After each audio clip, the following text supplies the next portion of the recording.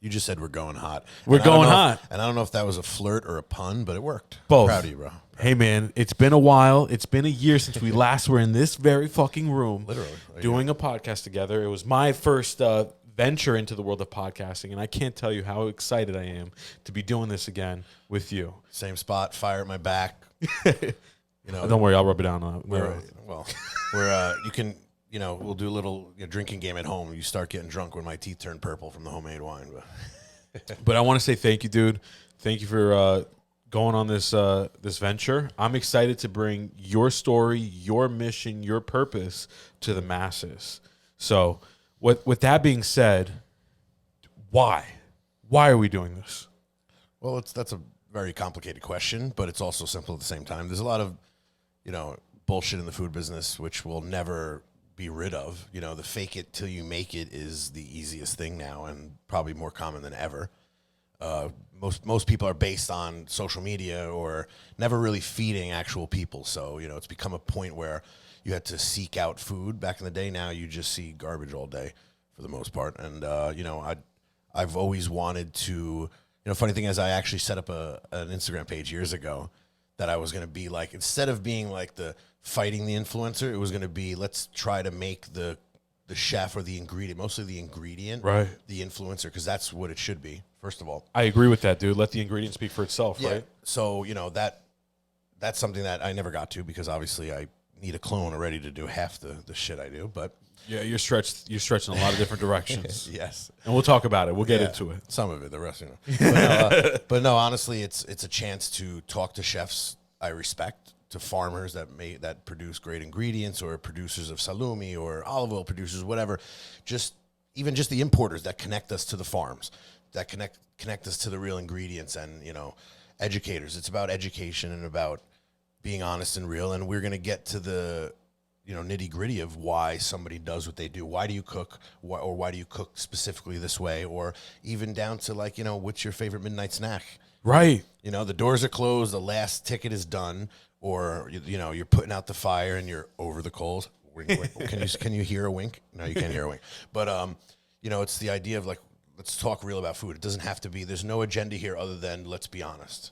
And I love that. And that's one of the things that, not to be corny, but fuels my fire, because I'm a no bullshit guy. You're a no bullshit guy. And sadly, you've been in the food business a lot longer and been exposed much more than I had. I had a small 7-year sprint in the food-related business, and it was enough for me to see how much bullshit, how much malice is in that space, right? Exactly. So to be able to pull the curtains back and show people and rake some motherfuckers over the coals? Well, yeah, I mean, it'd be nice to... We're never going to be successful at exposing anything, nor is it really an idea of mine, because I let people expose themselves. What I'd like to do instead is give a platform for people that, they may have a huge following and a huge base. Right. I'm very fortunate to have some friends who have a huge name, and they'll be here, but they're there for a reason. They talk about, people having a following or being famous or restaurants being busy. There's reasons. There's either, location, there's offer, there's prices, everything, but there's also places that are really good and chefs that are really good and deserve to have fame and deserve to be an influencer in that department. Right. But at the end of the day, I want to avoid, because it avoids a lot of headache and it's an impossible battle, avoid trying to fight the trends, but instead kind of let's interject the way it should be approached now. Let's talk to real people. And understand why they're real people, or why I consider them real people. Yeah, and I love your idea to talk to not just chefs and culinary folks, but to the farmers, right? Yeah. Because that's an aspect. And granted, in the last few years, I feel like the whole farm to table thing is kind of taken a play, and I want to get your thoughts on that in just a second or a little bit later. But I think it's important for people to see where these ingredients come from, the story behind them, right? No one talks about it. Fortunately, there is some talk about it, but it's not always the little guys, or it's not always the ones that should be focused on for various reasons, But, I don't see, and I said to you from the beginning, I don't think we're, recreating any wheels or building any new skyscrapers, but I would like to just strip all the BS away and let's talk food. and let's, tell us, no, very few people are going to want to be, to a point of angering people, especially nowadays where you get trolled by 13-year-olds in like Missouri, no matter what you say on social media. But I want to talk about what we should be talking about.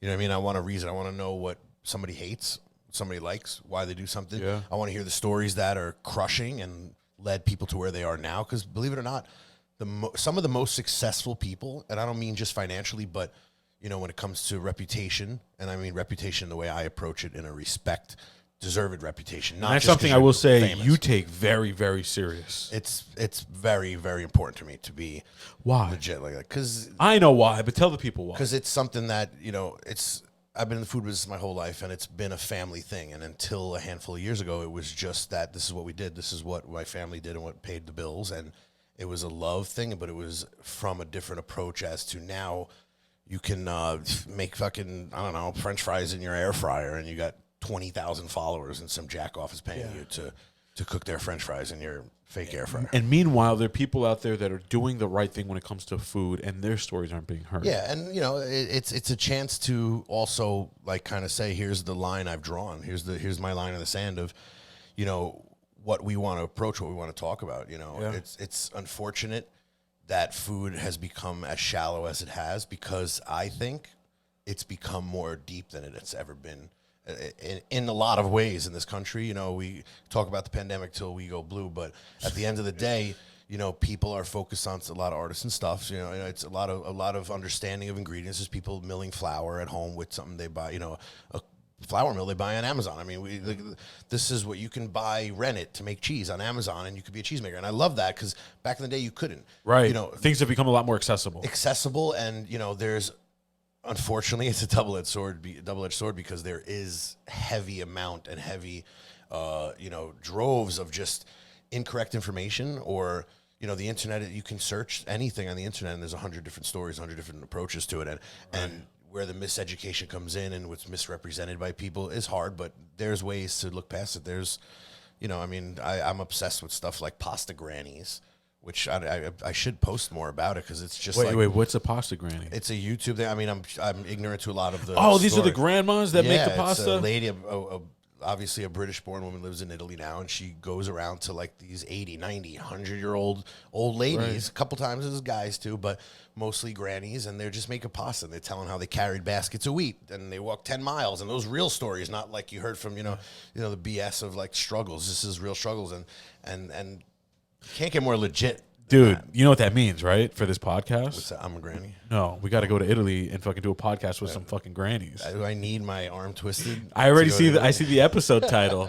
Pasta grannies. I have been very fortunate to make pasta and do cool stuff and bread and sweets, and not just that, but like go through caves and on mountains and shit, and drinking from natural springs in Sardinia with grannies. And so, it's stories for days, people. Stories for days. Exactly. But, the point is, without, beating a dead horse or anything, is that, like, there's people we respect in food for various reasons. There's ingredients that are out there that people don't either know of or know they have access to, or they do, and I just want to talk about them. Yeah.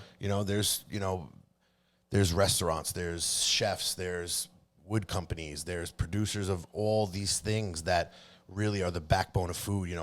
I grew up in the food business, but I knew my family and people who worked with us, and that's all I knew. And when I got out of the shell and started meeting all these chefs, and I was so excited, and chef this, chef that, a lot of that has faded, and I've seen a lot of, let's call it background stuff that makes me kind of laugh at most of what I was excited about in the beginning. But at the end of the day, like, I never knew chefs. I didn't know the New York City restaurant scene. I didn't, now I'm traveling all over the country and cooking everywhere and doing events with famous chefs and, and on the Food Network. And we're going to come back to that. But it's like, when I got out of that mode and I got out of that shell, and it was such an excitement to me, I used to kind of like look down upon how I was in the food business and came up in the food business. But after these years of being involved, and now 3 years to this day since I sold my store, which was can't believe it's been that long. Exactly to the day. So what I've grown as understanding is more so the approach that I have to food is unique to myself, and it's not it's pushing me to want to focus on all those things so much more. So it can be, it's mostly a connection to drawing people. There's a lot of people I've met that have similar feelings about stuff, similar backgrounds, similar approaches and like obsessions. You know what I mean? So it's a chance to see now the celebrity chef stuff, the bullshit shows, all this stuff. Not to rain on any parade. I love a lot of things about the food business, but I want to talk to a guy who makes great pizza somewhere, or a woman whose family makes olive oil, or all of that stuff, to focus on that. Because you know what? Who cares? Screw the influencer stuff. Screw the trends and the reels with the same stupid sound bites. They kill it. That new song, Makebane, that song is deceased. It's the quickest murder of a song by social media. That's what the food is about. Quick edits now and BS and sponsorships. And I have sponsorships, and they're companies that I've worked with for years, that the sponsorship is a natural organic growth and a connection to just pushing our message and the product further. And it's not, I've turned down many of affiliations with companies that I don't use or respect the product. And I want to take a quick pause and reiterate that you don't have to have that, right? You're very mindful and intentional about the relationship, especially when it comes to sponsorships, right? Even this podcast, you have no obligation to be doing this. You're doing this because there's so many stories to tell, right? You're doing this out of the goodness out of your heart. I want to hear stories, and I want to tell. I have a million stories to tell that I'd love people to hear, but I want to hear similar stories. I can tell you, stories of being in the middle of the night, finding a snack on the side of the road in Italy at a rest stop where a guy's playing an accordion. You know what I mean? I will say snacks in Italy on the side of the road are very different than the type of snacks you get here on the side of the road. You don't want to eat the type of stuff you get on the side of the road here. But I want to hear that from people. And I want to hear what an inspirational moment. I want to know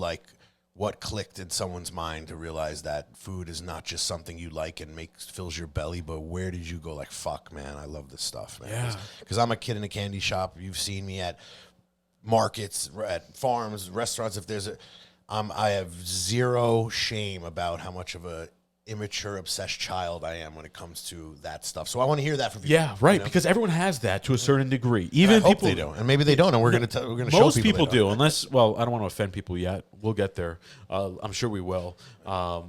But I think everyone has a connection to food for the primal reason you need it, right? It's if nothing else, it's that primal necessity. But I want to get out of the necessity part, because you know what? When you're I've been in the retail food business since I'm a kid, and there is a large majority, if not most people, that food is food. Yeah. And even if they get to a point of, I like food, I have a favorite pizzeria, I have this and that, but I want to get to somebody who chooses to do this for a living. Right, and we're going to dig deeper, but what I was going to get at is food is like a smell, right? It connects you, it teleports you.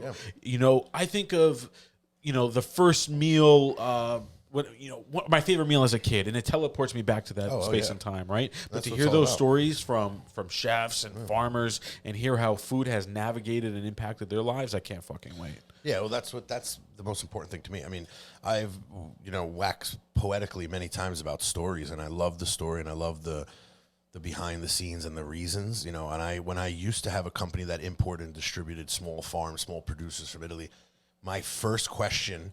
And this was a natural thing. It sounded like I had a notepad. My first question to the owner, the producers, whatever, was why they do it.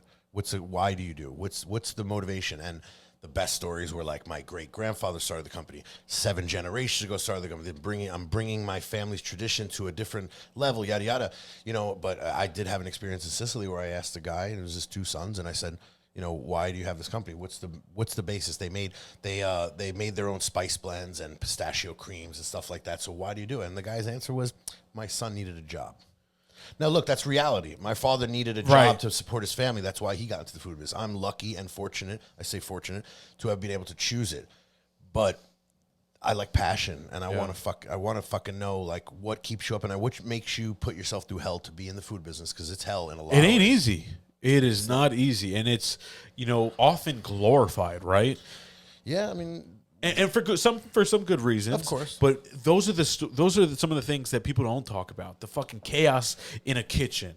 But the problem is this: what we're at now, that there's actually glorification, because you can be cute or funny or have good edits and make a stupid viral or be in a dish. bikini. Yeah, and be in a bikini, present company included. But no, you can be food famous now more than ever for being full of shit. And you know what? And that pisses us the fuck off. Yeah, it pisses me off. It's unfortunately, like, when I get aggravated about it, I think about, like, my world is what I create of it. So, I'd rather just go full steam ahead and push as hard as I can to do it how I want to do it. And if people jump along and enjoy it, and a lot have, like, it's the meaning that I got this motivation out. We talk about agenda in a sense of, like, why, and it should be a natural agenda, an honest agenda. Right. And so we're here to get that from other people. Right. You know what I mean? I want to know what's the deep down part of it. Never mind money, never mind fame, never mind anything. Like, why do there's people out there that grow one item because they want it to be perfect. Yeah. There's chefs that start a week ahead of time to make the pizza you're enjoying. And 99% of people aren't going to give a shit. Yeah. And that's heartbreaking. That's what you have to accept. You do. But as long as you do it for you and the people that get it, to me, it's rewarding. But, let's talk about it. Let's find out why, chefs we know are working where they're working. Right. And what pushed them to that. And what was the first thing they ate and made them like, oh, shit, man, food is so good. Let's do it. That's what, and you know what? Again, we're not recreating anything here. But we want to talk about this, and it should be talked about. It should be, and there's going to be, and I can't wait, man. I really am stoked. I'm excited because there's going to be stories that blow our mind. There's going to be stories that break our hearts. I'm excited for the stories to come. Mm-hmm. And speaking of stories, and we'll come back to some of this stuff in a minute. You're in the midst of something great and grand right now, or at least I think it's great and grand. I'm super fucking excited. I hope so. Tell people about it. I know you know what I'm talking about. Well, like I said, it's 3 years to this very day that I sold my store. I had 12 years. What are the odds of that? Did you know that when we booked today? No, not when we agreed on. I was this so day? crazy hectic when we finally locked this down because we've been talking about it for a few months, and like I didn't really think about it. In fact, I thought today was July 1st because I wrote a check out today and I put July 1st. But that's neither here nor there. You know what's funny? I did the same exact fucking thing because I gave my I did the same thing earlier today. So 3 years of cooking in your backyard with a wood-fired oven, or doing pop-ups, or traveling and cooking trade shows, and you've been all over the fucking casinos, place, man. And I love it. And it's taxing sometimes, but mostly because like it's a way to be out there and feed people what you want to feed them, but it's focused, And I like the focus, but I need a platform to be able to do more like I used to. And 3 years, I'm ready to get back in the kitchen, kind of back away from a lot of the stuff that I've done.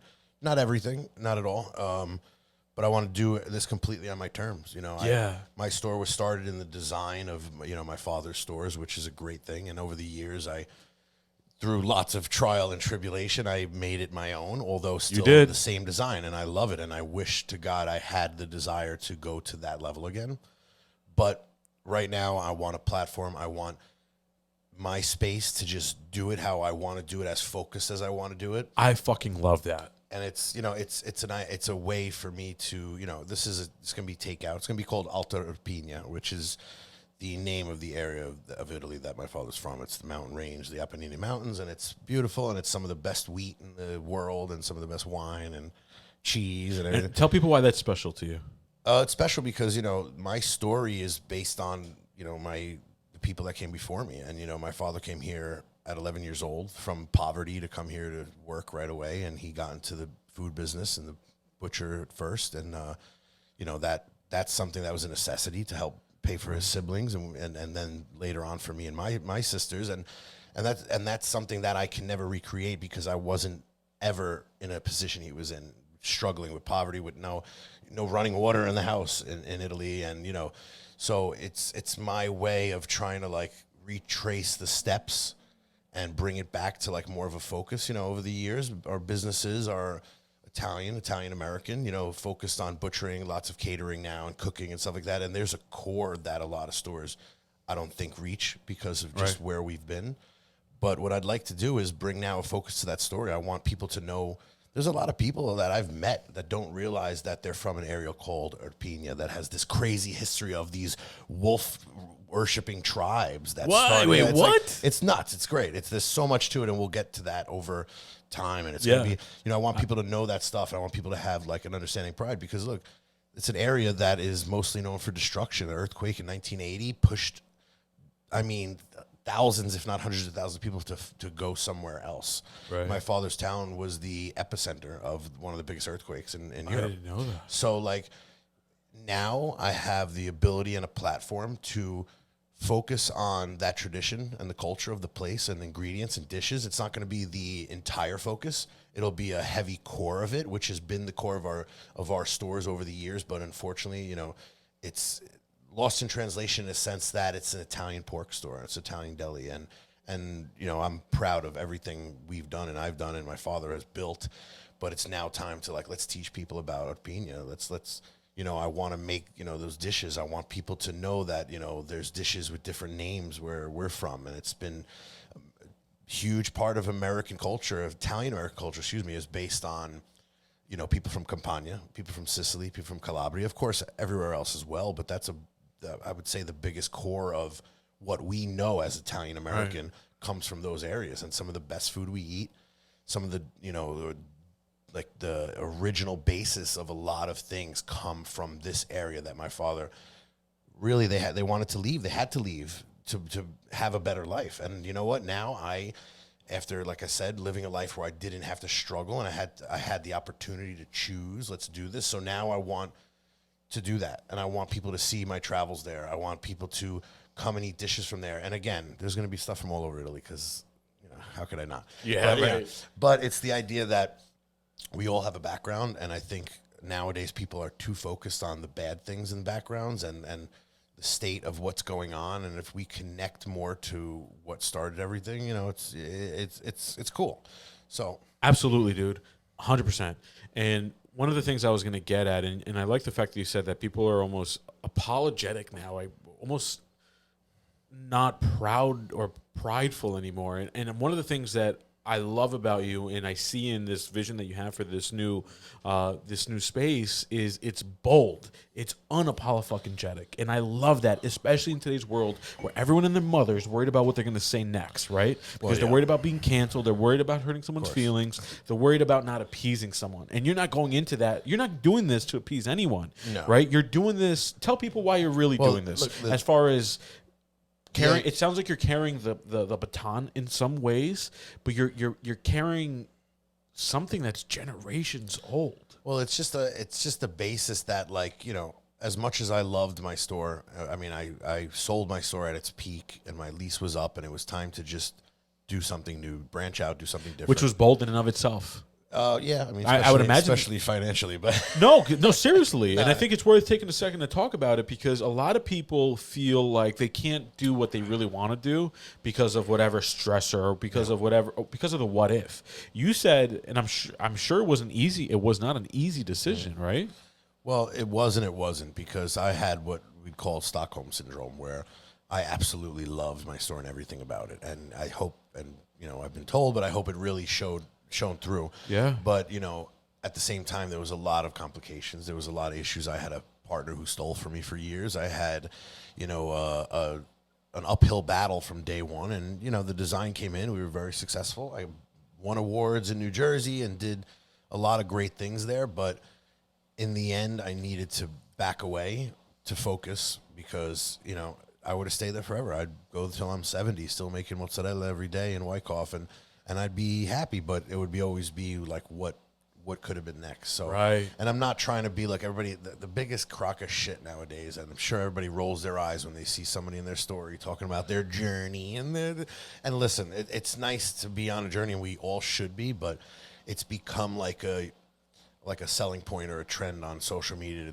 that you're on this path. And most of the time we all look at people putting up these path stories and like, hey, Tucker, you're a total shit show. Right. With path. Yeah. So for me, it's, you know, I bought my house when I was 26. The bank still owns it, but you know, the same. A roof over my head was there, and I could, although, you know, it was 3 months into the pandemic, so it was like the worst time to, you know, the original plan was to do a little traveling to places I'd never been to and to cook in different places I never did, and it didn't happen for a little while. It started to pick up over the last year and a half or so, but, you know, it was a chance to reset. Yeah. I've made a million things that I've loved over the years, but to shed the miscellaneous, this is going to be a place that's going to be, it's going to be an evolution from day one. The moment that I have a working kitchen, I can start doing anything out of there, it's going to happen. But it's going to be a growing process. It could be a 1 day a week pop-up kind of thing to introduce menus, introduce items, to work out the kinks, to find staff, all these things. There's no pressure because in the end, this was supposed to be a commercial kitchen for me to keep doing private parties. And I just have this complete idiotic desire to open the front door and bring people in, but it's going to be my kitchen. This is the format. A lot of people are going to be mad because I don't have the same thing all the time. There'll be staples. There'll be items we always make, always have. And that's the thing is, listen, I joke, but this is as much for me as it is for the customer. And I love that. And it's not in a selfish or like a dickhead way. I want you to taste stuff that I really want you to taste it in this way, and that's the best way, and right? That's what it's all about. That's like the best art, and I'm not a fucking artist, nor do I have a slight appreciation for art. But you look at a fucking piece of art, right? They didn't make that piece of art for someone else. They did it for themselves and whatever they were envisioning. The best artists did, and the artists and then other people find appreciation in that. Yeah, and I think some of the best foods that way, I right? agree. We have to, as businessmen, we have to pay our bills. So. It's hard, and some people are successful at it. It's hard to really be 100,000% how you want to be. You have to, welcome people in as well. Bills to pay. It sounds like a great, starving artist. I'm going to paint the same shit till the rest of my life, but nobody's buying it. But they will when you're dead. Well, yeah, and then it'll be worth a lot of money. By the way, let's point out that we already finished the bottle of wine. I know. So anyway, that was really fucking good. By the way, tell people where this wine's from. This is homemade wine that my father, myself, some friends, and business partners get together every year, twice a year. First, we crush in June. We bottle in October. It's at our friend's Shelter Rock Winery. Shout out to Shelter Rock. In Danbury. It used to be something we did at home, and now we do it together, and we have the space for it. I love watching the Instagram videos when you guys are there. So we're drinking fresh. We got a fresh bottle of Nero d'Avola. We just bottled it about 3 weeks ago, and then we got... from last year, a bottle of Aglianico, which Aglianico is the premier grape in the very area where my family is from in Irpinia. So this is what it's all about. I want to connect people with stuff like this. I want people to come in, and again, there'll be Roman style pizza, there'll be Neapolitan style pizza, I'll make a Tuscan ragu. I love all of Italy. I've traveled Italy. I've cooked there. I have friends there who have taught me or worked with me, but the core of it, the motivation, the story is going to be about the actual beginning of the story of my family, especially in the food business, because I have, family that's been making food in New York for 50, 60 years. So now it's time to hone it in, and let's forget the designs, and it's a way for me to be come and eat, Yeah. It's kind of who knows? I have zero plan other than I want to cook really good food. And the way I want to cook it, and I want you to get into it, and I want you to understand where this dish came from, and I want to show you where I had it, when I had it, in the middle of nowhere at somebody's grandmother's house, or that's what it's all about. I chose Suffolk, New York, because it's close to where I live. It's a town I really love. If you've seen The Irishman, they filmed a lot there because it's I didn't know that. Yeah, an old school downtown area. It's got the movie theater marquee and stuff. It's cool. It's a heavily ethnic street and town. I mean, there's 8 Mexican places on it. I am spoiled with the best tacos. That's awesome. 5 minutes from my house, 7 minutes if I hit the red light. But it's right at the beginning of the Hudson Valley. Yep. It's a gateway Hudson Valley town. It's surrounded by these small mountains, and you have Mount Fuji up top if you go for hibachi. Selfishly, it's close to me, and and that's okay, and I love that. Because I've been working, in people's backyards and a lot out of my home and filming a lot of stuff at home, and I love it. But it's time to get back in the kitchen and strip the white noise, strip the stuff that pisses me off, because I'd rather just focus on what I'm doing, like everybody should. And bring people in. Like I said, it's my kitchen. It's going to be 90% kitchen with a countertop, showcases, and who knows what I'm gonna make, but it's gonna be. I love that unknown, because it's gonna be walking in there and be like, damn, I can't wait to see. The anticipation is gonna kill me walking in there and be like, what's he doing today, right? And knowing that whatever you're putting out has a story, and I think that's one of the things that draws a lot of people to you in your food and your cooking, because everything you do has a story with it, right? And people love fucking stories. Well, it's just the way it's been. I mean, I do get to do some really cool stuff. And like, listen, I work 12, 15, 18, 20-hour days in a pork store, whether for my father or myself. And those times were great. And there's a lot connection of people and feeding a few generations of people over the time we're in these towns. And that's great. But now it's like, I want to do it my way. I want to do it with the best ingredients I can, because we always strive for the best ingredients possible. But you know what? You can't always, in our businesses, you can't. I mean, how do you get thousands of pounds of chicken a week from a local farm? You know, so it's like, you know, I want to just hone it in. My future plans, which could be sooner or a little later, would be, you know, buying a property in Irpinia, which I've been looking very actively for a while.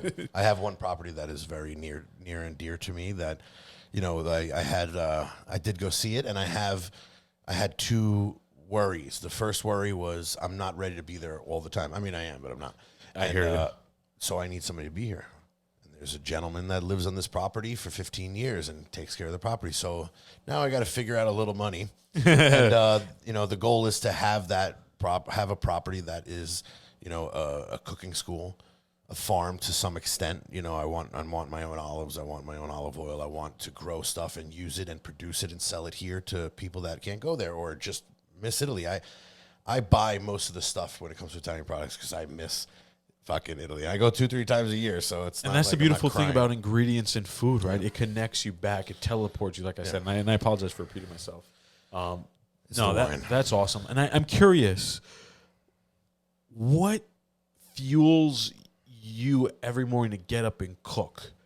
Because not everyone has that.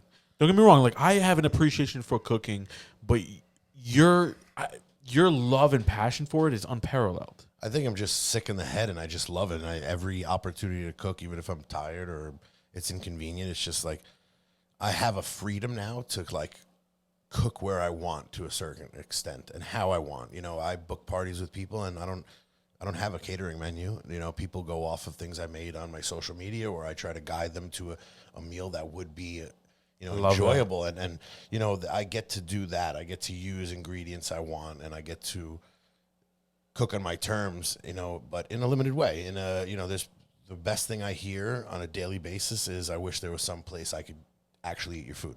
Because it's either a pop-up or someone's backyard or a trade show or whatever, which is, I reach a lot of people, but, you know, I want people to come and buy my food again, enjoy my food again, and be able to taste like what I've built from the recipes I've worked on and from the dishes I've eaten and where I've gone. And like, that's what this is going to be, you know? And like I said, it's a creative space for me to just go fucking buck wild and do what I want to do. And that doesn't mean it's buck wild in a sense of a screaming chef cooking bullshit trendy food. It's going to be just, we're making this dish today because every time I go to this town, I eat this. And you know, that's what it's going to be about. That's awesome, dude. So, have you thought about cameras in there yet? Well, yeah. I mean, it depends on, you know, the use of those. No, but no, I would. I can totally see people like me, and people like me, and I know there's a lot of people out there like this. They want to pull back the curtains. They want to see. So, not to go off on a tangent, but I totally think you should consider. And you used to do this with your store. You would just go live when you're, live, you know, all the time. People love that shit. So I can't wait to see that again. Well, one of the reasons why I'm not open yet is because I bought this place. Well, I signed a lease. I didn't buy anything, but I signed this lease because I thought it would be a quick open in a sense that let's get the doors open and start doing stuff and add to the kitchen and build out as we go. It did not work out that way, and the place was a disgusting mess. Yeah, and it's usually how it goes, though. Look, the loss of money sucks, but I couldn't cook there because I wouldn't eat there. And you know, I've looked at locations where I would never eat at again because I looked in the background. So March, I signed the lease. We're now the last day in June, and could be a month till I even do anything there. I don't even know.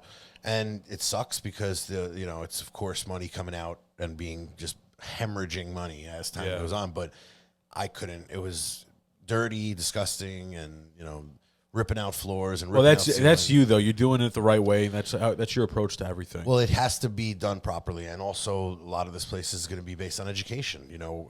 The goal is to be a weekend spot with classes during the week, private and group classes, pasta making, pizza making, balsamic tastings, olive oil tastings, whatever. Yeah. It's just So, you know, that's why it's not going to be like, this is not a 6 to 7 day a week chop house kind of like, we were always fighting every day in our store to make sure the cases were full. And we had, because I'm crazy, we had so much shit to do all the time. The focus gets lost. Sure. So the spotlight gets moved. yeah, and it's just like, you know, I want people to come and learn with me, cook with me. I want people to come and eat stuff. I want people to, having a store that was very much, a la carte when it came to sandwiches and stuff like that. I want people to try something because I think they should try it. I love it, and I want to know if they do. So that's what it's going to be about. It's going to be just where I'm at right now and where I can filter in my. It's funny to say because a lot of people talk BS about it, but my 3 decades in the food business since I'm a kid. So, I don't have pressure of a huge overhead other than I'm spending every dime I have and don't have to build this place out. But I don't have a pressure of I have no partners, and I won't have any partners. I have no. That has to be a good feeling. It's a great feeling because I had a nightmare of partnerships. I've had companies based in Italy that I've had to bankrupt because of thieving, former partners. So it's now time that the pressure is put on only by me.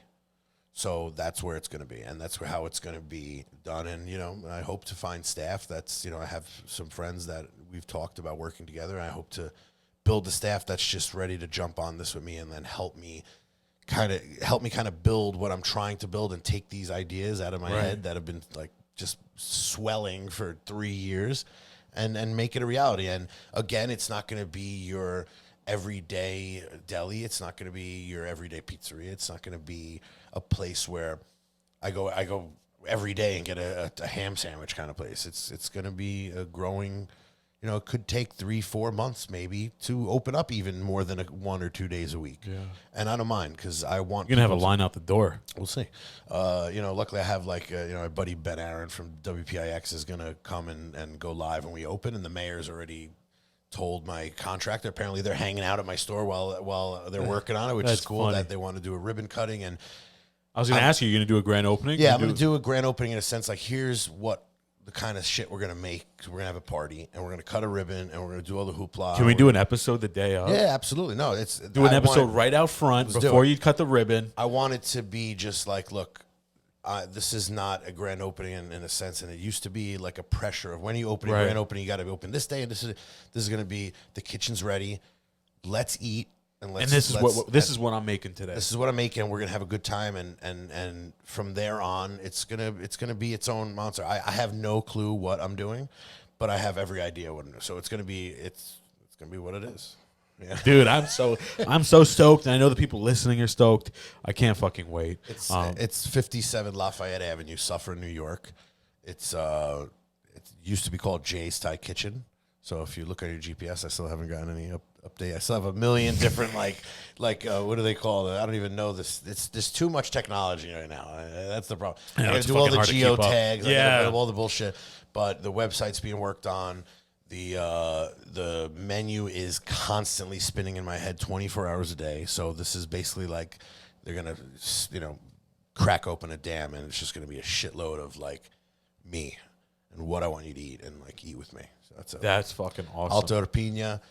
It's going to be altaurpina.com. It's alta_urpina on Instagram. You can find it on my page, mind_machine. We'll be using the Hardwood Brothers wood in our wood-fired oven.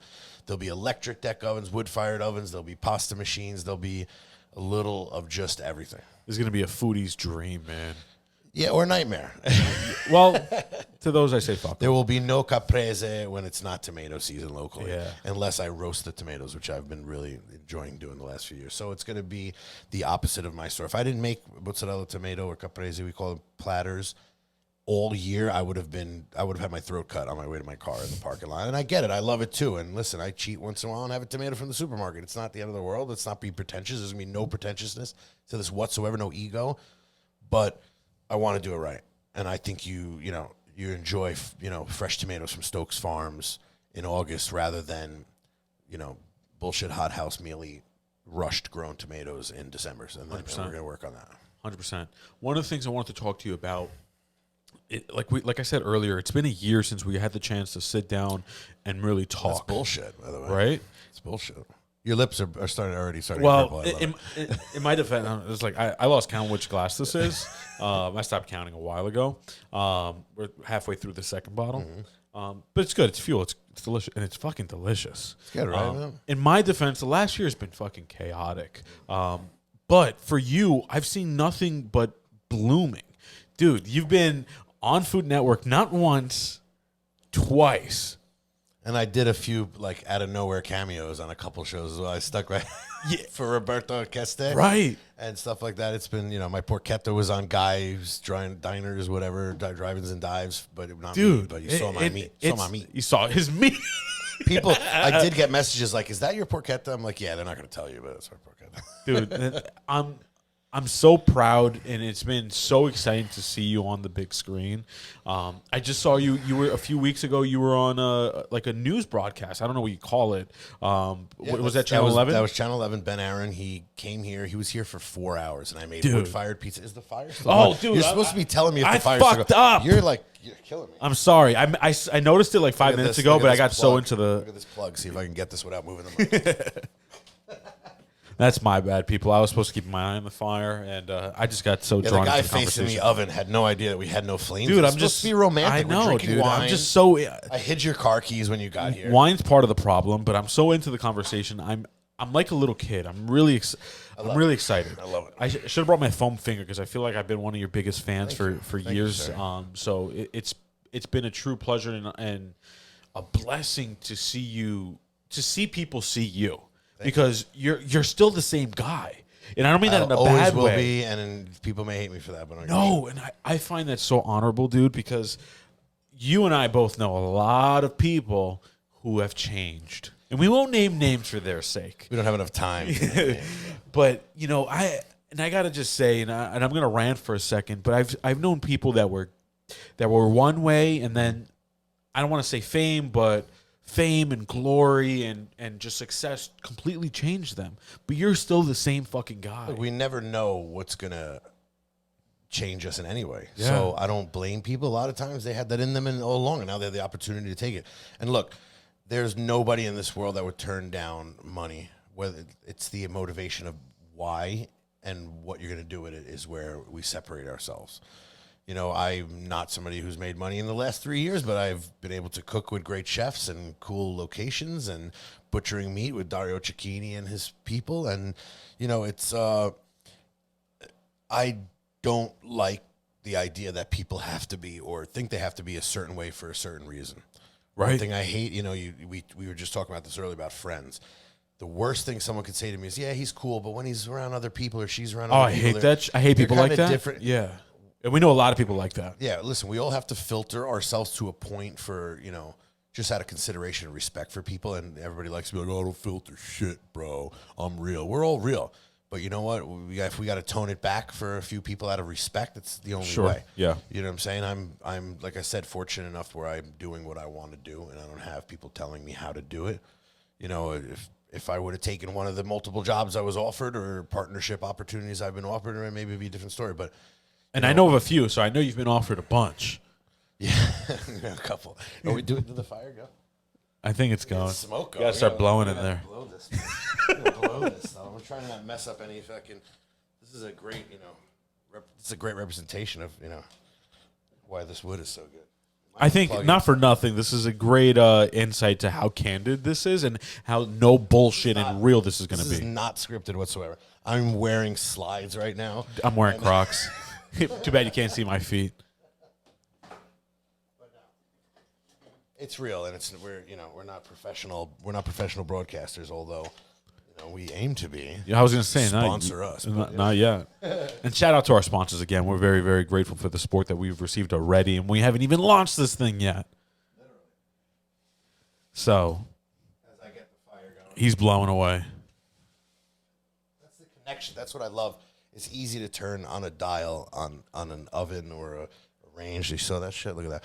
But, the best part about cooking with wood or coal or outside in the open or whatever, it's like you got to really be focused and really No pun intended, you have to be dialed in. you have to be completely dialed in to get it right. And that's the coolest part about it. And Yeah. that's why cheese making and bread making, salumi making, dough making, all of that is based on like a million factors. Whether 100%. it's And your hands, in right? your hands, yeah. It's kind of, it becomes like an extension of you. That's one of the things that I'm obsessed with wood-fired cooking. I was obviously, as you know, in that space for a long time. But I love that it's an extension of you, right? Like you want to regulate that fire, you need to know that log's too big to get me to, that's going to get me too hot, or that's not enough wood to go in there, right? It's an extension of the human ability. I'm probably glistening right now with sweat as my back. Honestly, I think you look great. Do I look I good? I can't see any sweat. Am I dewy at least? Do I look, like, No, not yet. Well, We can make so- you dewy.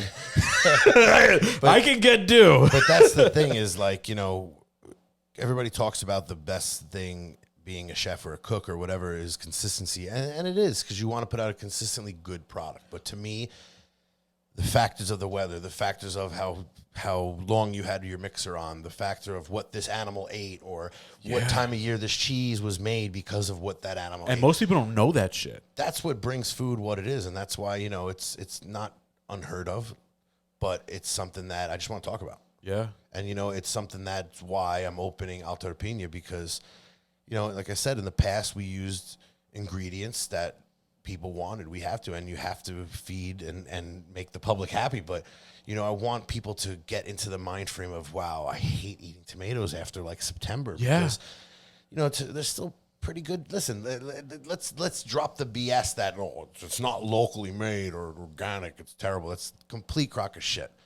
And that's another thing I want people to understand too. It's a better product.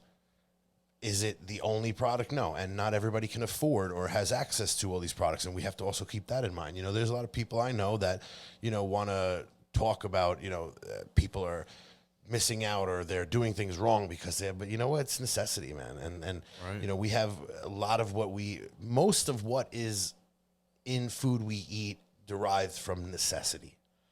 And that's why we have recipes from areas that you would never expect these ingredients from. That's because we had something somebody else could want. So we got there, they got ours. Necessity of changing of Italian food to Italian-American food. And I want to talk about that. And I want people to see that, the great debates on who thinks what should be done and how is really bullshit. In Italy, and I've seen this, it's every household has a pride in how they do it and do it their way and why. It's not just a town, a city, and of course it's something that is dwindling a little bit, but that's just how I think life is becoming now that we're a more integrated world, which is a great thing also because we have new influences. It's just the point of not losing what was there. Yeah, and that's easy to do, especially when it comes to food. Yeah. And like you alluded to earlier, and one of the things I'm really excited about, and correct my pronunciation if I don't pronounce it right, Alta Irpina. Alta Irpina, yeah. One of the things that excites me is the education that's going to come about, because we've been friends for at least it feels like a long time now. You're still ridiculously young. Hate you. It's all good. Trust me, I feel old as shit, man. Once I hit 30, I was like, it's all fucking 30. downhill from now. But one of the things that I think people are going to appreciate is the education, because, talking, not to beat a dead horse with a stick, so to speak, but one of the things that I feel like social media is lacking, especially when it relates to food, is the lack of education, right? People will just post something, but it's like, how, where, why, right? You don't get any education. But I disagree in a sense of also there's a lot of unnecessary, incorrect education. Well, then you have misinformation. You have people that base a lot of education based on who pays for them. That's more fucking dangerous than lack of education. It's worse. And it's like I said, like you had to be a scholar back in the day. I can tell you anything you want to know as long as I can Google it on my phone nowadays. And that should be something we take advantage of in a sense of listen, you don't have to be like me. You don't have to be like anybody that delves into stuff, but I'm a rabbit hole guy. I want to learn about something. I in multiple ways. In many ways. Yeah. I have every opportunity to be able to learn as much as I can, experience as much as I can now, more than ever, so I'm going to do it. And what bothers me is that in the food business, whether it's quality or focus or honesty about ingredients, or in the cultural side of it, is the fact that people to this day are still hanging on the crutch of miseducation. And there's opinion is opinion, and I am very opinionated, although I will talk you to death about why my opinion is my opinion. There's the mob mentality of, it's, you see it every day. And, there's an approach to understanding food in a sense that I've had people tell me that something I'm doing is wrong or something's better, and they never even experienced it. You're given that platform now. Oh, well, I have a guy I follow, in Italy that makes this, and it's like, I love the fact that people find these cool dishes that we love, but then the next thing you know, some assholes ruining it because it's trendier to make mozzarella and carrozza this fucking big with 8 gallons of, and they're starting to do that in Italy too. Oh, is that where they put the fucking all the milk? Yeah, but when they cut open the mozzarella and all the milk everywhere? And water goes everywhere. Yeah. They're doing it in Italy now too. So I have shit. It's obviously the core of the cuisine is not that way, but I have friends in Italy. We talk about it all the time. It's nowadays where you hear the attacks on Italian Americans, and how they're bastardizing and making things over the top. And some of it's great, some of it isn't. But at the same time, it's being done all over the world because you can have 100 people watch your video, or if you make a fucking cheeseburger this big, you could have 100,000 people because it's funny. Or I don't know. I get it, dude. I just want now to. If it makes a tiny dent or even 10 people get it, this is what we have to say. It's going to last forever. And these words we talk about and what we do, and when we cook and we do events, and the focus we have on the food we make for people and the process and the focus. And now it's about educating, but educating in a sense that's not this boring drivel of numbers and terms. It's eat this dish because this dish was derived in this town on this side of the mountain that was founded by these people, and the reason they put this in it, which is not grown in that area, is because they used to grow this and sell it to there. And I love the fact that you can eat like that. I say Italian food, and there's many other great cuisines, but that's my focus. Right. But I love the fact that I can go to Piemonte and eat bagna cauda where there's no anchovies in sight. But bagna cauda came from anchovies coming through, and they had stuff to trade with this and that. That's where we came from. That's where everything is derived from, and that's why there's cultural, mimicking around the world because of who left what where. Right. And we're in a point where now everybody wants to attack what has come before, and there's a lot to attack about the past, but we are where we are because of the good and the bad. 100%. And the bad, unfortunately, the bad was more so the shape usually. Why do Sicilians put breadcrumbs, Southern Italians put breadcrumbs in their pasta? Because it replaced cheese, because cheese was more expensive, or they needed the milk for something else. There's reasons behind everything. And why is there chicken parmigiana? Because there's chickens running around Brooklyn, but there was no fucking eggplant fields. Yeah. So that's, instead of let's attack it or let's make it a trendy bullshit dish that somebody lights on fire with whatever to make you go ooh and ah, let's break it down. I fucking love it, dude. I'm going to pivot you back to the Food Network. Sure. Yeah. How did that all come about? Are you willing to, is it okay? Is that a fair question? I was in Las Vegas for the Pizza Expo getting ready last year. Okay. Because although this was 2022. Yeah. Although the show aired this April, it was filmed last March. I didn't realize that. Yeah, it was. I received a message from someone from a production company and casting, and they were apparently following me and wanted to know if I would compete on the show. And I spent an hour, 2 hours at a time in the back of the convention center in Las Vegas, like chain smoking, doing interviews, hoping my dough is not over fermenting because I have to do the Pizza Expo and all this stuff. And we spoke and we went into my background, family story, and talked about, what I want to be involved in the show. And I always said, not that, I'm not a hater by any means. I think there's some shit and there's a lot of good stuff too, but I never aimed to be on food television. But here I was being asked to do a show. I wasn't applying or trying, but it was a compliment that I think to where I've come from being, working for my dad, standing on a milk crate, making Italian combos to here. So, And having known you for years, I know that was not your focus. You weren't even gunning for it. And that's one of the things that I admire, because it's we used to talk about food TV, right? And it's you were always focused on just doing your craft, putting out that amazing product, telling the stories. Yeah. And the fact that kind of came around full circle, Man, that was exciting Well, to see. we've done these expos, we've done these, food shows where like I'm there with ovens or whatever behind me or in front of me, and I'm just feeding people and causing a scene and having fun doing it because I get to have fun doing it. And I've gotten the carte blanche over the last handful of years to be like, all right, we want to promote our product, and you know it, you use it, you do it, so just go, do it, you do your thing. So like, the entertainment side of working, a pork store deli counter my whole life and watching my father, who's done it his whole life. Food was not just, we weren't just selling food. We were always interacting with people and joking around. And, sometimes you said the same joke 20 times. Right. But it was like, it's never been,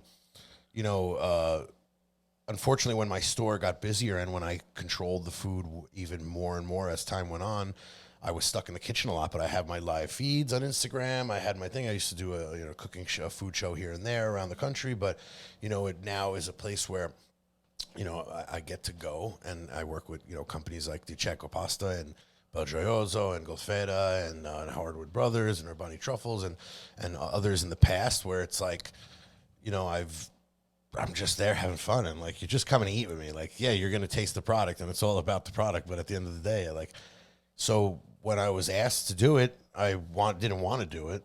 Or I was also nervous also because, Sure, yeah. But, I mean, just Bobby Flay. Yeah, well, I mean, whether you like the guy or not, it's fucking Bobby Flay. listen, everybody gets a lot of hate, and there's a lot of hate to have towards anybody. But Bobby Flay he didn't even graduate high school, and he built. No, an I didn't know empire. that. No, I mean, if he's a guy who I had no idea. Ranks. He got a real push with the Food Network, and I feel, and everybody should feel, that he helped make the Food Network, what it is, or what it used to be, even more. But love him or hate him, love his cuisine, think he's a dick, think he's a millionaire, and you hate that or whatever. I don't care. The guy has his chops. What's he like, behind the scenes? Well, I mean, he was, and I'm never sugarcoat or like overreact on everything, but it was still a lot of nonsense with COVID. So we all had our separate places, and I was quarantined. We were all quarantined to our area, so we didn't see who the judges were or anything. So our interaction was limited. But gotcha. A lot of what we did in interviews pre and post, filming was based upon I'm a pork store kid. I come from a kid who made sausage with my father and mozzarella every day. And, here I'm cooking against a Tuscan chef. And I love that you never shied away from that. You know what I mean? Like you're proud of that. That's it's what we are. And people call me chef, and I've used the word just to not have to explain things, but I quiver at it sometimes. But, we come from the butcher side. We're sausage makers. We're cleaver holding. We're doing we had to learn how to cook a little more, and I got obsessed with it. And now I'm a pizza maker all over the fucking place. But it's the idea that this is mind you, one thing I got to say, and I truly feel this way, and this is someone I've won both shows I've been on, is that anybody can have a bad moment. The 8th seed team can beat the fucking guy who wins the President's Trophy. You know what I mean? So it's a moment. It's 45 minutes, legitimate 45 minutes, me versus him, our ingredients and our recipes versus each other. So, I could have messed up and lost it. He, it's not, does it make me a better chef to him? I don't know. I don't feel like, I hate when people even talk about who's a better chef. Sure, right. I hate that anyway. Yeah, I think it's irrelevant because you're both great chefs. But at the end of the day, everybody has a strength. Everybody has something to learn from. Everybody has, or we hope. That's another, that'll come out over episodes. But, the fact of the matter is, it was an opportunity to, give it a shot. I did it. And you came out on fucking top. I won against, of course, the first round was. I'm going to say that again. He beat fucking Bobby Flay. Not a lot Dude, of people when do. I saw the episode, I was literally, me and Amanda were literally fucking jumping up and down like fucking little kids, clapping. I won't say what you know me, and I'm always humble and modest to the point where it's almost bashful with stuff like this. But look, I had a year of keeping it a secret. How did you do it? I don't even know. I'll be honest. I knew you had something brewing, but I didn't want to kind of probe. More than a few times, I almost kind of forgot about it. And if the Food Network was on and I saw the show, I'd be like, oh yeah, that's right, because I had to kind of forget about it because I couldn't talk about it. And, so that's hard. It's something that I was really anxious for people to see because I was proud of it. But at the same time, it's still awkward. And that end scene where I'm like, oh, I'm Angelo Competiello, I beat Bobby. that is the most cringe moment of my life. I thought it was great. It was like take number 6 of me screaming at the camera. And I see people doing other cooler versions of such, and I'm the asshole. You did. I think you did fucking great, dude. But it was good. It was fun, and it was nerve-wracking. But, you know, people talk. Recently, a chef I know made a comment to a fellow chef friend of mine that, oh, those shows are fixed. But it's only the people that seem to lose a show that talk about shows being fixed. Isn't that fucking hysterical? We'll get into that another time. But you know what? It happened, and I'm really proud of it. And it's you know, it's not a thing like my career didn't change overnight. People's eyes got on me that maybe couldn't or hadn't before. And, you know, it's something that I did, and it was proud for me. And, you know, it's a challenge. And if you think that it's just all these shows, if you think that's just, oh, it's just a TV show, come on. Listen, you cook wild boar ragu that in 45 minutes and other stuff that normally takes 3 to 6 hours. You do that with lights on you, cameras on you, interviewers talking to you. You do that in a kitchen you never cooked in. You know, there's a lot of elements. You know, a lot of food TV is bullshit, and I'll always say that about anything that's bullshit. But at the end of the day, it's something like I may never do a cooking show again. I've turned down a couple recently, a competition, I mean, but I've turned down a couple recently. There's another big show I was asked to do recently, but I'm kind of don't really want to anymore. You know, also, you know, 2-0, going out on top. You know, but you know, what many people didn't know and still don't know is the other show, the NFL Tailgate Takedown, I did with my buddy John, which is really cool. That was filmed later and aired earlier. So a lot of people thought that was the first show I did. It was another show that I was approached and asked to do. And, you know, at that point I was like, yeah, it'll be fun. And I get to do with a buddy. I get to do with my buddy John, who we're very close, and have fun. And if we win, we win. We lose, That's what it's all about, right? Having fun around food. It was a good time. So am I allowed to ask? Is there something brewing? Well, right now. You don't have to tell us what it is, obviously. No, honestly, right now, my focus is getting Alta Pina in shape. Good. And in realism and out of my head, and you see my scribbles and doodles I've been putting with logos because I'll sit on my new. By the way, did you draw that we posted the other day? That was bad, fucking right? amazing. I did it on my iPad. I looked at it. I was like, no fucking way. It was not bad. I think we need some more wood. I'm doing my job. Fucking lay the wood. Lay the wood in there. Let the fat kid turn and load me up. Oh yeah. What am I? Am I the skinny one in the room? This is not the proper way to load an oven, by the way, but you can't tell. For context, we're in my pizza kitchen. Which is bad fucking ass. Which has an electric deck oven on the other side. You can't see. It has my slicer, my rolling pins, all my toys. It has my wood-fired oven, 3 mixers, a lot of shit. Not all your toys. Not all. Well, not. So we are so crammed in a corner. 2 fat guys with about 700 degrees of kiln-dried wood from hardwoodbrothers.com. Just burning. I will say, you know... And we drank a bottle and a half of wine, or more than a bottle. Yeah, the wine's fucking amazing, by the way. I can't reiterate that enough. But I just want to say and take a second. I remember when this was this your office before? I forgot what it was. I've had this house now for 13 years. Wow. And over those 13 years, it was an office. Then it was one of those other living rooms that only people sat in when there was a party here because it was a place to sit.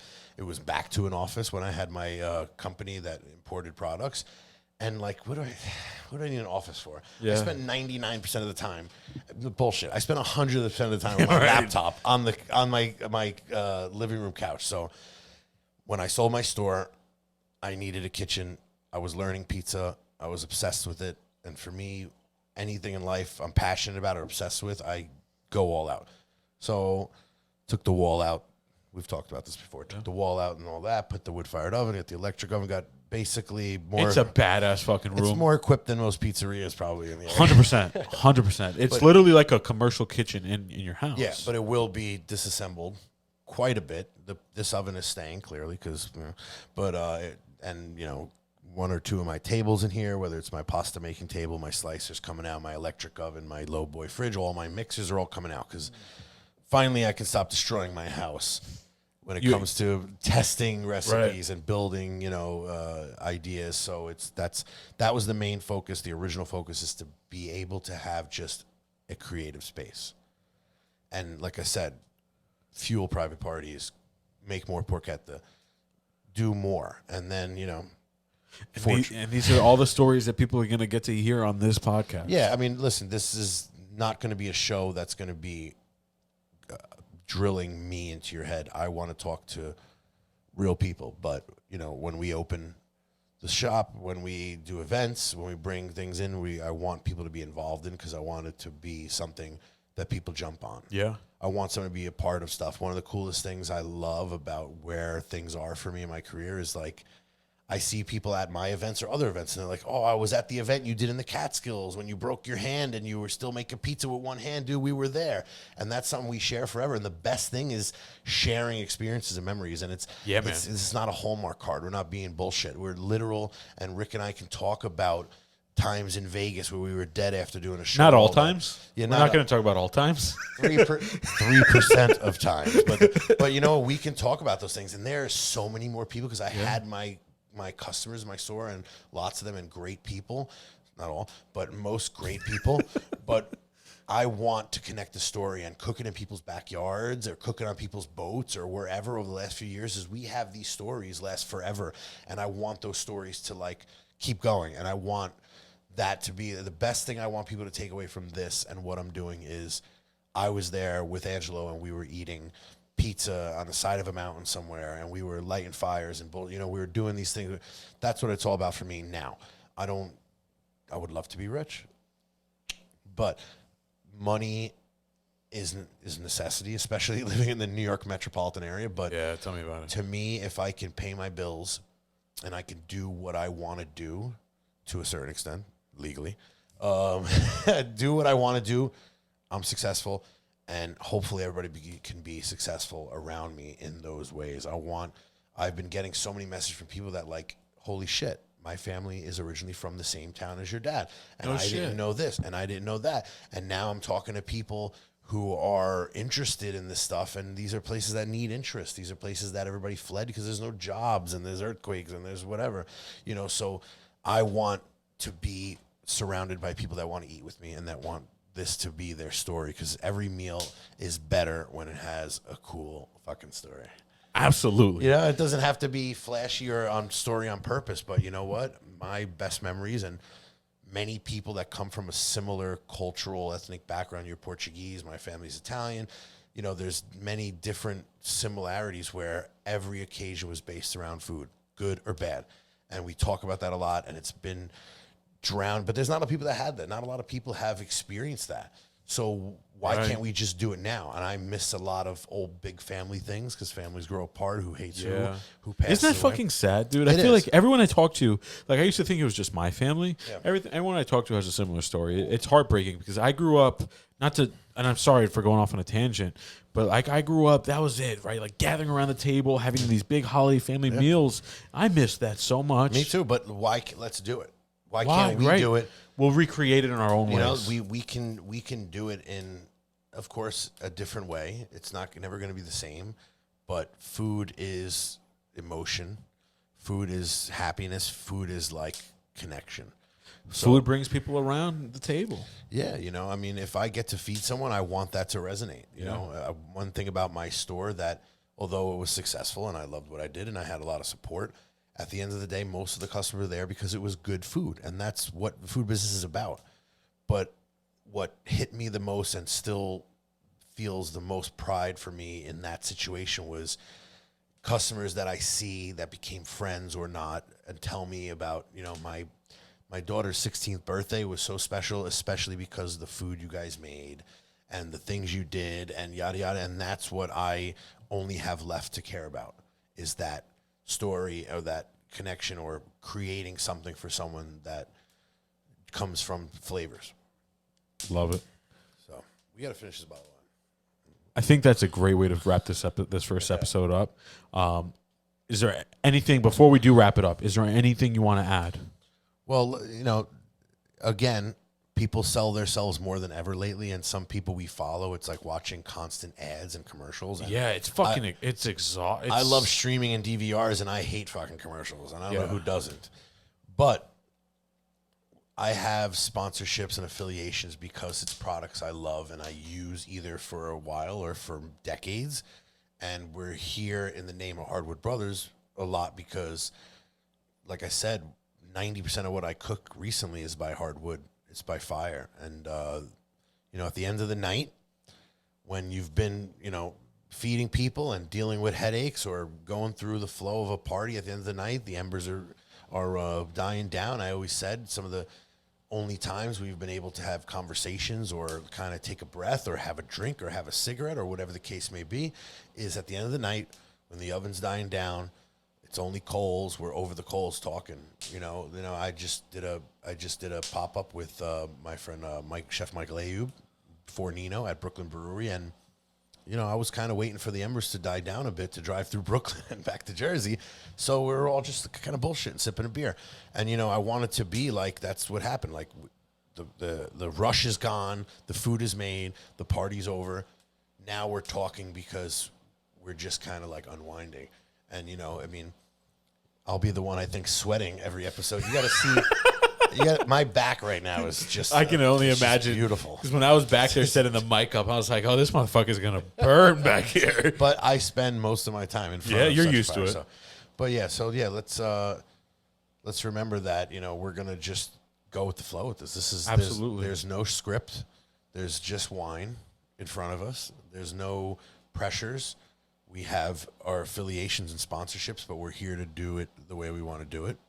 And I just want to add, these affiliates and sponsors are very, we will be saying no a lot more than we say They're yes. all selected. There's nothing I promote, and I made a big stink about this recently. If I put my name with the product, it's because I really use the product, and I love the product. 100%. And a lot of them I've used, sold, and worked with for years. My whole life. People say, oh, Belgioso, you use Belgioso. There's so many other companies. I have used or sold Belgioso products since before I was a teenager. And my family has been selling for decades. And same with Dicheco, and same with, Goldfeda is newer because they're a newer company to the United States for us, but it's a product I enjoy and stand behind. There's nothing I ever promote that is not something I care about and love and want people to try. Right. Also at the same time, I promote 90% of what I promote is not paid. And I stand by that, and you can check my fucking bank account. If I love a product or a restaurant or a place, like I said, the design for Alta Pina has been even something I could even imagine being a possibility because of places like Bread and Salt. My buddy Rick. Shout out to Bread and Salt. One of the best places there is. I have tons of friends with great places, and we're going to talk about all of them throughout this show. But the idea for me to be able to understand that I can open a place like this, it's like, imagine the take the psycho brain of Rick in a great way, not you, other Rick. There's a lot of Ricks lately. Most of them are crazy. And add my twist to it, and that's a kind of idea, of what I'm trying to do, because it's focus and it's mission and it's no ego, no bullshit, great ingredients, and that's what the show is going to be about. Also, love it. And I hope to always be getting everybody drunk on homemade wine. Cheers, bro. No stem glasses either. We're drinking like Grandpa used to drink. Cool. All right, bro. Everyone, thank you for tuning in. Check out hardwoodbrothers.com. My code is Angelo, Angelo, for discounts. Check out my page, mind_machine. We're going to work on an Over the Coals podcast page eventually, I guess.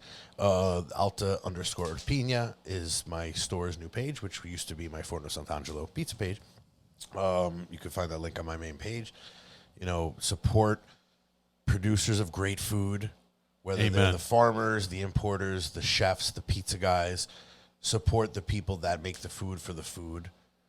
Let's step in that direction and understand where it all comes from and stop. It shouldn't be teeny bopper teenagers half naked promoting something they got paid to promote that they've never tasted.